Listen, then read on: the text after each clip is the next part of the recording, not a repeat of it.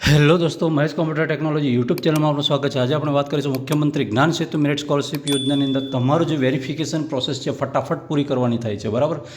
મને એવું લાગતું કે વિદ્યાર્થીઓને કદાચ ખબર હશે, પણ પછી એવું થયું કે સર આના વિશે કોઈ અમને આઈડિયા નથી, એટલે પછી મને લાગ્યું કે ચાલો છેલ્લે પણ મને આની એ કરી દેવા દો। ટુડેઝ ઇન મીન્સ આજે અને તમે કાલે, એટલે કે 1-2 દિવસની અંદર ફિનિશ કરી શકો છો, બરાબર। એટલે કે છેલ્લામાં છેલ્લા શનિવાર સુધીમાં, આમ ઉતાવળ કરીને કાલ સુધીમાં ખતમ કરી દો, બરાબર। મુખ્યમંત્રી જ્ઞાન સેતુ મેરિટ સ્કોલરશિપ યોજના છે, એની અંદર દેખવા જઈએ તો તમારો એ ફોટો છે, બરાબર। તો એ ફોટો છે પ્રમાણિત કરેલો, અહીંયા એટેસ્ટેડ કરેલો, અહીંયા ફોટો ચોંટાડવાનો રહેશે। અહીંયા કોનું સહી સિક્કા હશે? જ્યાં તમે ભણતા હતા ને ત્યાંના આચાર્ય કે જે પણ સાહેબ હશે તેના સહી સિક્કા થશે, બરાબર। અને પછી અહીંયા પ્રમાણપત્ર એ આચાર્ય સાહેબે લખ્યા હશે।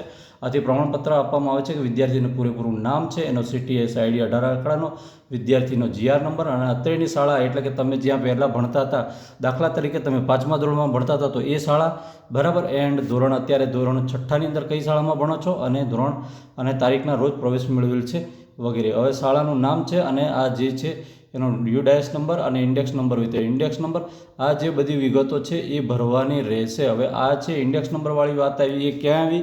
તો ઇન્ડેક્સ નંબરવાળી વાત તમારે જે સામેની પક્ષની શાળા છે, એટલે કે મતલબ ધોરણ 9માં તમે જે મોટી સ્કૂલ છે એની અંદર લીધી હોય। હવે આ વસ્તુ, આ ફોર્મ છે કોમન લાગે છે, કોમન એટલે કે જ્ઞાન સાધનાને પણ લાગે છે અને જ્ઞાન સેતુને પણ લાગી જશે। એટલે કે જેમણે ધોરણ 8માં વાળી પરીક્ષા આપીને 9માં એડમિશન લીધું છે ને તેમણે ધોરણ 6 વાળી પરીક્ષા લઈને એમાં લીધું છે, બરાબર।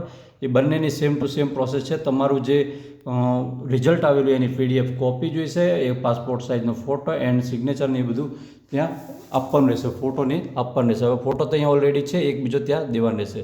અને વેરિફિકેશન, શાળાનો પ્રકાર, તમારી શાળા કયા પ્રકારની હતી, સરકારી ગ્રાન્ટેડ કે સેલ્ફ ફાઇનાન્સ હતી, એ પણ કહી દેવાનું રહેશે। અને પછી છે તમારી શાળાનું સરનામું છે, તાલુકો, જિલ્લો વગેરે, બરાબર। અને અહીંયા તમે ભણ્યા હતા, ઉપરોક્ત માહિતી શાળાના રેકોર્ડ પરથી ખરાઈ કરીને આચાર્ય સાહેબ સહી સિક્કો અને તારીખ તમને મારી આપશે અને ફટાફટ 2 દિવસની અંદર તમે પહોંચી જાઓ। અને આની અંદર તમે દેખવા જઈએ તો તમારું જે આધાર કાર્ડ છે લેતા જવાનું રહેશે, ફોટો લેતા જવાનું રહેશે, એન્ડ બેંક ડિટેલ છે એ પણ સાથે સાથે પહોંચતી કરી દેવાની રહેશે અને એ વેરીફાઈ થશે।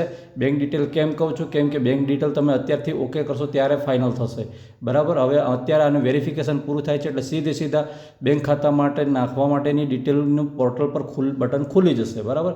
એટલે તમે જેટલી ઝડપ રાખશો, જેટલો સહકાર આપશો, એટલું ફટાફટ આ સિસ્ટમ ખુલશે। વાત આની મેં તમને અત્યારે જ્ઞાન સેતુની કરી છે અને એ સાથે સાથે જ્ઞાન સાધનામાં પણ આ પરિસ્થિતિ છે। એટલે બંને પ્રકારના જે ઉમેદવારો છે, વિદ્યાર્થીઓ છે જે પાસ થયેલા છે, એમણે જરા ધ્યાન દોરવું રહ્યું। ઓકે મિત્રો, વિડીયો ગમે તો વિડીયોને લાઇક કરજો, ચેનલ પર ન હોય તો ચેનલને સબસ્ક્રાઈબ કરવાનું બિલકુલ નહીં ભૂલતા। અને હા, તમને કંઈ ગોટાળો લાગ્યો હોય ને કોઈ પ્રશ્ન હોય તો મને પૂછી શકો છો, નો ડાઉટ આપણે એને સોલ્વ કરીશું। જય હિન્દ।